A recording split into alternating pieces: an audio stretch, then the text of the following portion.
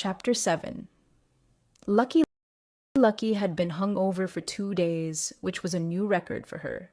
Saturday, she'd spent almost entirely in bed, waking up to find first tea and toast, then plain pasta and paracetamol, and finally soup and crackers placed on the nightstand by either Avery or Chetty.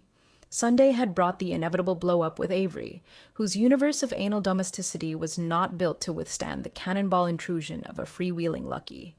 Avery and Lucky had fought plenty in their lives, but neither ever held a grudge. Quick to anger, quick to forgive, that was their way. So Lucky had been surprised when Avery had not returned until late that evening, heading straight to her bedroom without a word, while she and Cheety sat downstairs watching a movie. Lucky had turned to catch Avery's retreating figure slipping silently up the stairs, and felt, for the first time, that she did not know her sister as well as she thought. On Monday morning, a still reticent Avery left for work and Cheety disappeared into her home office to see clients, so Lucky was left to herself. Her body no longer felt like a pillowcase that had been filled with rocks and broken glass, then put in the tumble dryer, but she didn't feel great. It had been one of those contradictory come-downs that never let her settle in one place for long. She was lethargic and jumpy, chilled but sweaty, intermittently panicked by and numb to everything around her. She spent the morning watching cartoons on her laptop in bed and smoking the last of the weed she had managed to hide in her underwear on the Eurostar. Around lunchtime, Lucky checked her phone for the first time in 48 hours. The screen she saw was cracked but still usable. She had been hoping for an apology text from Avery, but there was only a missed call and voicemail from Bonnie, a message in French from Sabina her brain could not bring itself to translate, and a flurry of texts from Troll Doll she didn't bother to read. Avery had probably gotten to Bonnie first, Lucky realized with a sinking feeling. At least Bonnie could be relied upon not to yell at her, though her fumbling concern was often more distressing. In her inbox was an email from her agent from 2 days ago. She saw the subject line, "We need to talk," and deleted it unopened, then went back to Bonnie's voicemail. She pressed the play button and brought the phone to her ear. "Hey, Lucky, just, checking in on you. Avery said you had a bit of a rough night. I'm here if you want to talk about it. Or not talk, whichever." A pause in which Lucky could feel her sister's discomfort. She was not talkative at the best of times, but a voicemail, essentially an enforced monologue, was, for Bonnie, the human equivalent of putting a bear in a tutu and making it dance. "Anyway, I'm in New York, which Avery probably told you. It's weird to be here without you.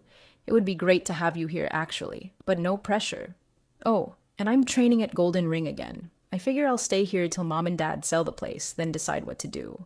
I haven't looked at Nikki's stuff yet, but I'll keep anything for you that you want. Unless you want to come get it yourself? Please?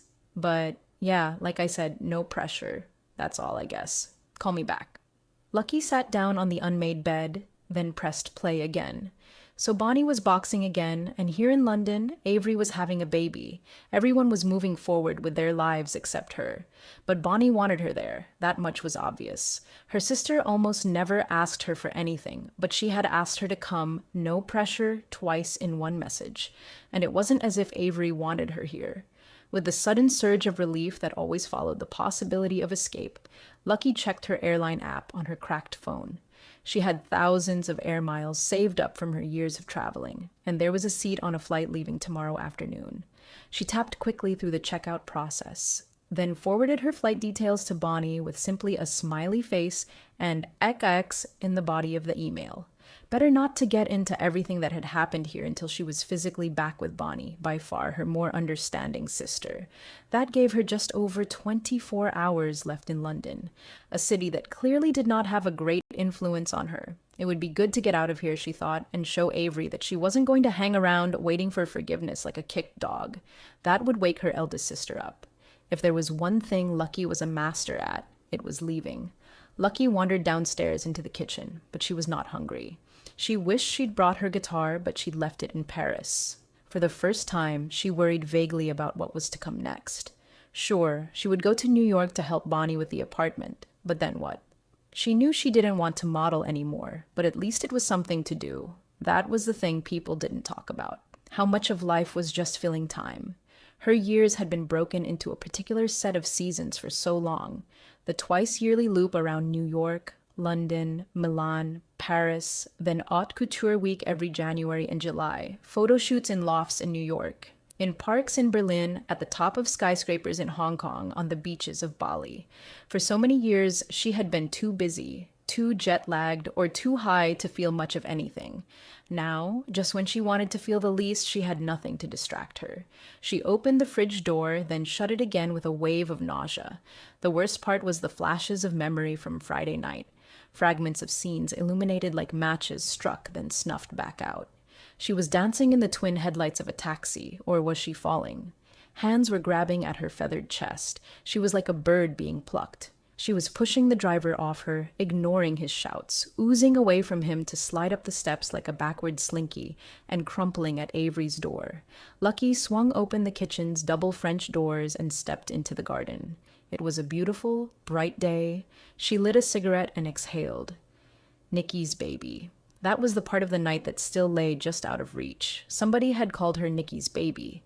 A person at that party had known Nikki, and Lucky wouldn't be able to stop thinking about it until she found out who. She picked up her phone and called Troll Doll, who answered on the second ring. "Oh my gosh, I thought you were dead," she said. "Look, sorry about those texts I sent you, yeah? I was off my face." "No worries," said Lucky. "I was cringing the next day." "Seriously, you're all good," said Lucky. "I've forgotten them." This was sort of true since she had never bothered to read them. Troll Doll exhaled with relief. "Legend. So when do you leave? Can I see you again?" "I'm gonna head to New York soon. Things are weird with my sister." "The lawyer one?" "Yeah. Why don't you come stay with me? I'd love that." Lucky inhaled and rolled her eyes. She tried her best to sound polite. "I wouldn't want to put you out."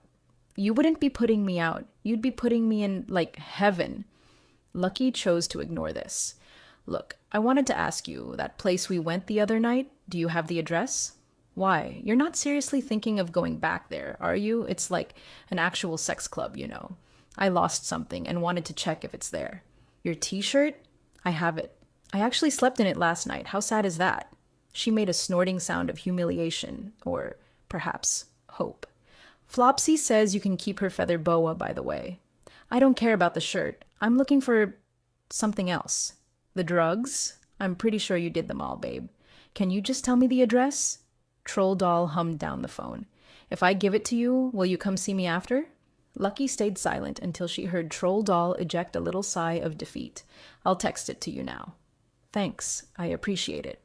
"I swear," Troll Doll said sadly, "you're worse than any boy, Lucky."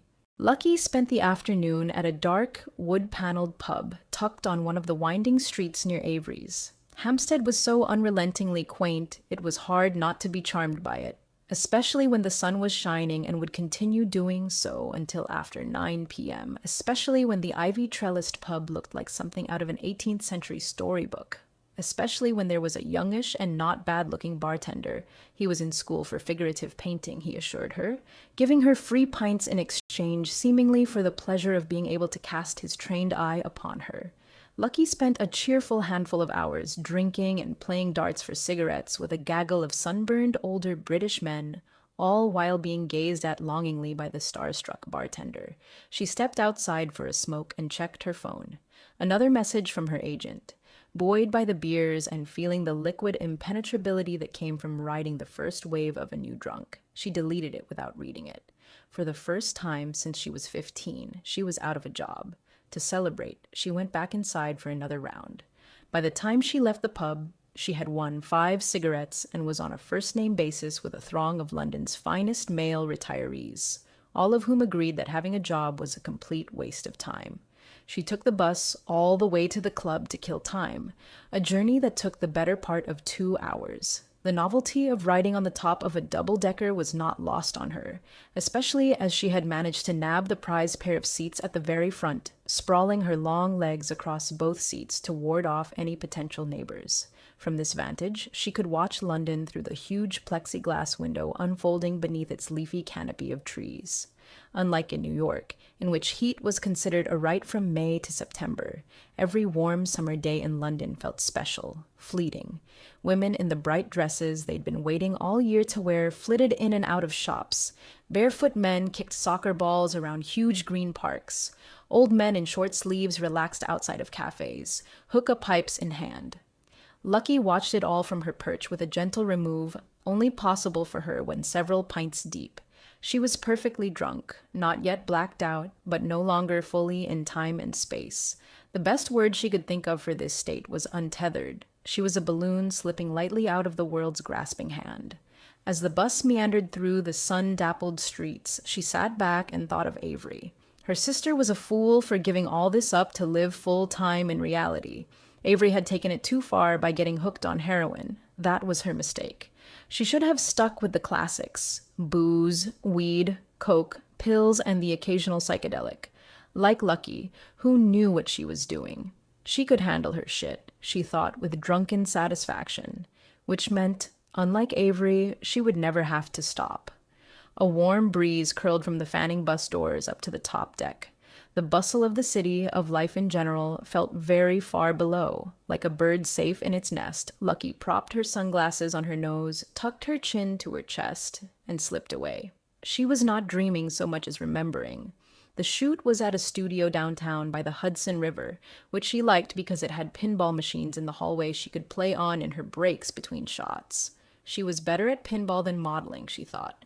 That day was particularly bad because she had to do lines. She was reading from a sheet of paper held behind the camera by the director's assistant, but she kept fucking up. She was bad at reading aloud and always avoided it at school, not because she couldn't read, but because she'd get too nervous and forget to breathe.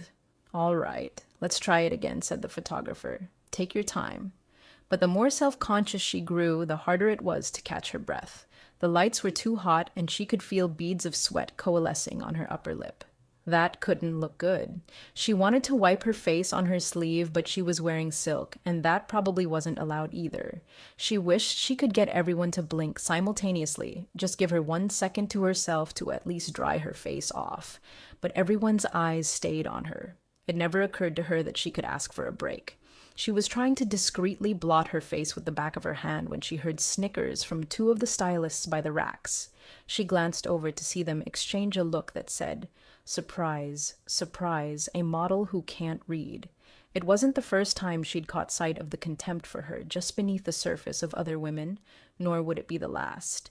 She was 5'10", 112 pounds, and 15 years old. She was the beauty standard these women were being held to, and, whether consciously or not, they hated her for it. "Join the club," she wanted to tell them. She hated herself, too. The photographer gave her an appraising look, then to her relief smiled kindly at her.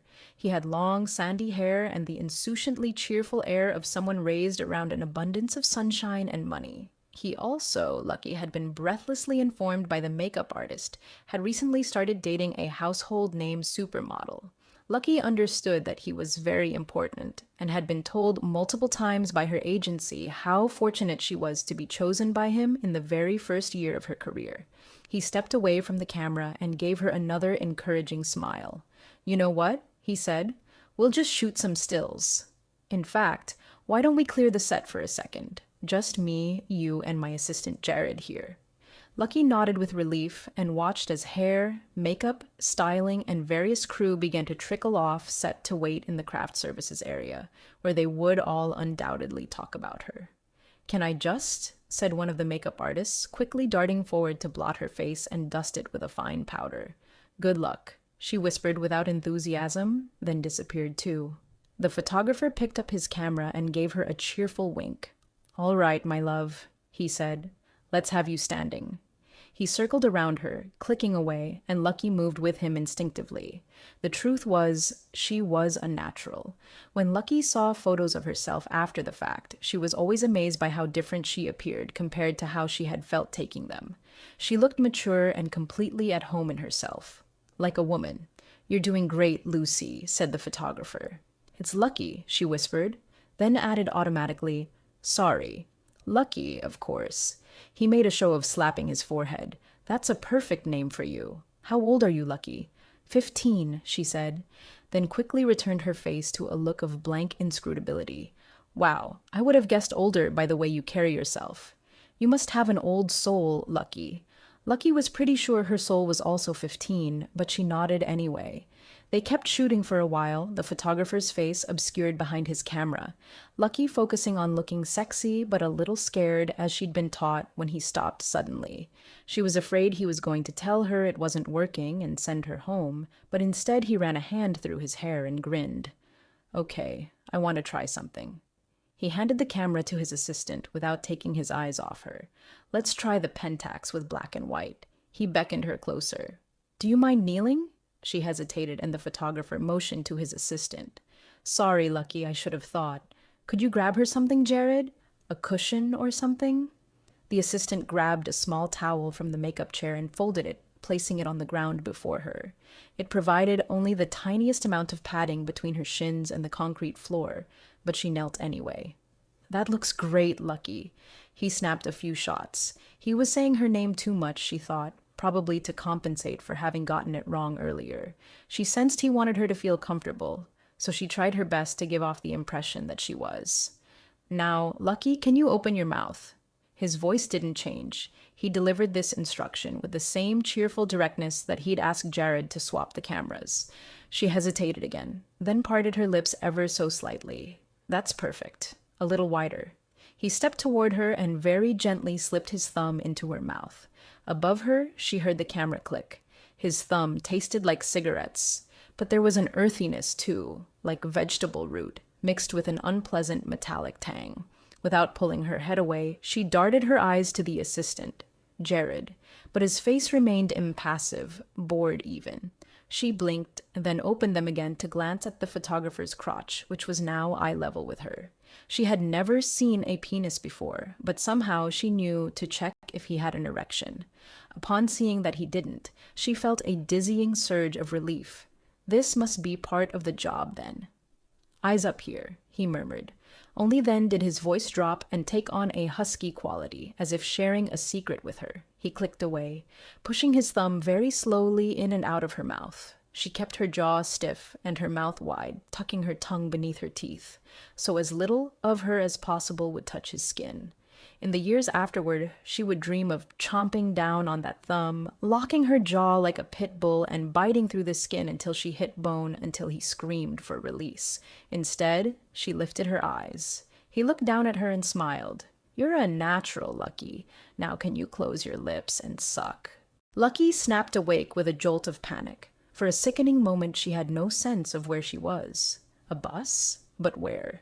She patted down her body. Wallet, phone, keys, cigarettes, it was all still there. She looked out of the window. Still light. She saw with relief that the bus was passing a tube station not far from the address she'd been given. Lucky exhaled.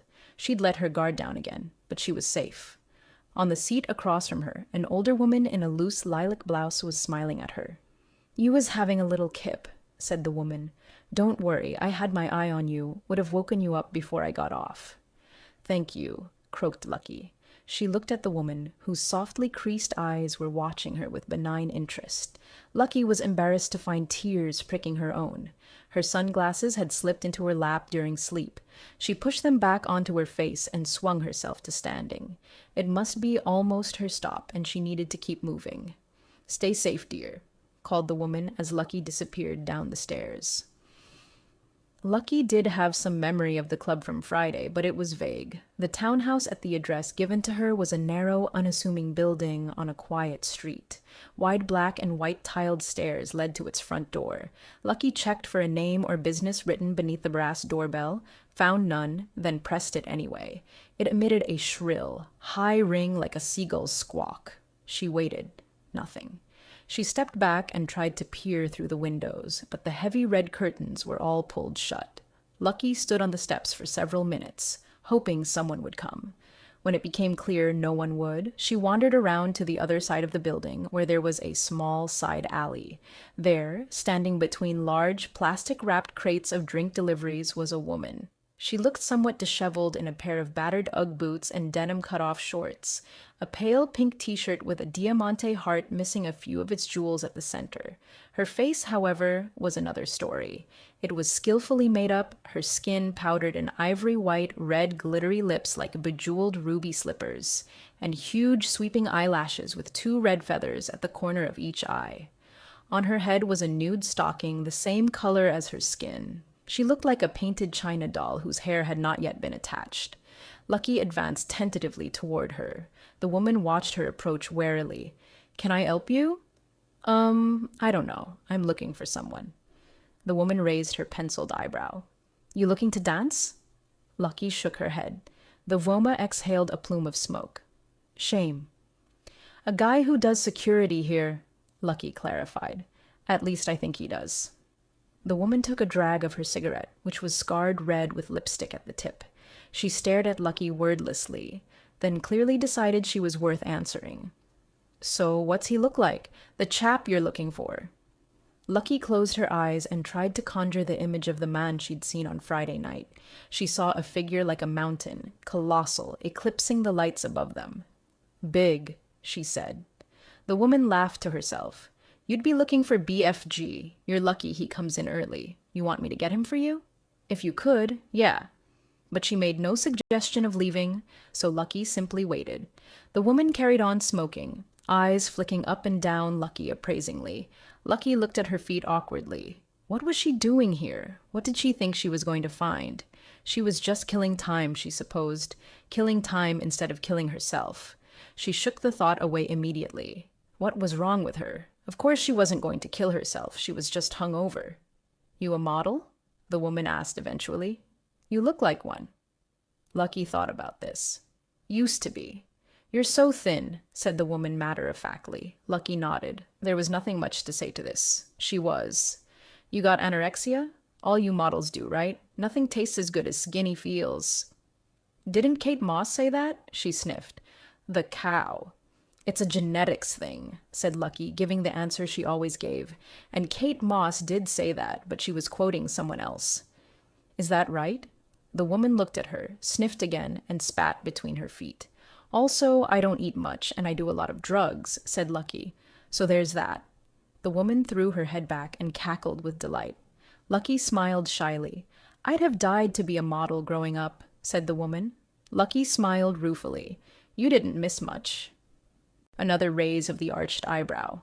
"Missed out on looking like you. I wouldn't have minded that." Lucky squirmed.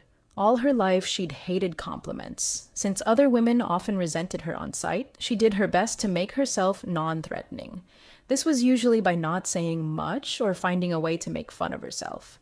Amazingly, the only people she had never worried about being jealous of her looks were her sisters. They loved her too much to hold it against her. "You have better boobs," Lucky offered. The dancer cackled again. "That's true. Bet you can't do this." She raised her pink t-shirt to reveal two pert, creamy breasts. The nipples had been painted a scarlet red, like bull's eyes, and her stomach was round and soft. She began whistling the tune to "We Will Rock You" through her teeth while lifting one breast at a time. Her left breast twitched, then right until, on "Rock You," both jumped up and down in unison. Lucky's mouth hung slightly open. "Nope," she said, once the woman had completed several rounds of the chorus. "Can't do that." The dancer preened, clearly pleased with herself. "Didn't think so. All right, I'll go get BFG for you, hun." She dropped her cigarette, ground it under her fleeced boot, and blew Lucky a kiss, disappearing through the back door. A few minutes later, it sprang open again. A colossal man was making his way out, dipping his huge bald head under the doorframe to avoid collision. He was wearing a loose black leather waistcoat that several cows must have been sacrificed to make. Around his thick neck hung a silver chain with a chunky skull pendant hanging off it. He looked at her and smiled. "You forget something, love." Lucky cleared her throat. "Do you remember me? I was here on Friday." He barked a laugh. "You mean the Toffs Gone Wild party? Sorry, sweetheart. There were too many to keep track of. What you looking for, though? I can check the back to see if it's there." Lucky felt like an idiot. What was she looking for? But she had come all this way, and she had to at least try. "You said something to me," she said. "You don't remember?" BFG narrowed his eyes at her and took a wary step back. "I've never made a pass at a patron," he said. "Whoever you're thinking of, it weren't me." "No, no." Lucky waved her hands to dispel this line of thought. "You said something about my sister Nikki, about me." She was cringing, but she had to say it. Always being her baby, she said quietly. BFG tilted his head to the side like a large bird and eyed her with curiosity. I don't know a Nikki, he said. She was at the party too? Lucky shook her head. She was not being very clear, she could see. She's dead, she said simply. BFG looked aghast. She died after the party? No, she died last year of an overdose. I just thought you said you knew her. He seemed to relax at this, nodding his head in understanding. Sorry to hear that. Terrible thing. Drugs. Enough to put you right off 'em. Lucky nodded her head in a vague gesture of assent. Though, of course, Nikki's death seemed to have had the opposite effect on her. Lucky had always been a hard partier, but for the past year she had to admit it had taken on a death-defying edge that was new, even for her. Stick with booze, I always say, he added. So you don't know Nikki? Lucky clarified. BFG shook his head. Sorry, love. I know a Becky if that helps. Lucky looked at her feet. She was sure she had heard him say it. She felt as if she was going mad. Of course, she hadn't exactly been in a lucid state of mind, but it felt so real, like a message just for her, a sunbeam piercing through the mist. Nikki's baby. Could her unconscious have known she wanted a message from her sister so badly she hallucinated it?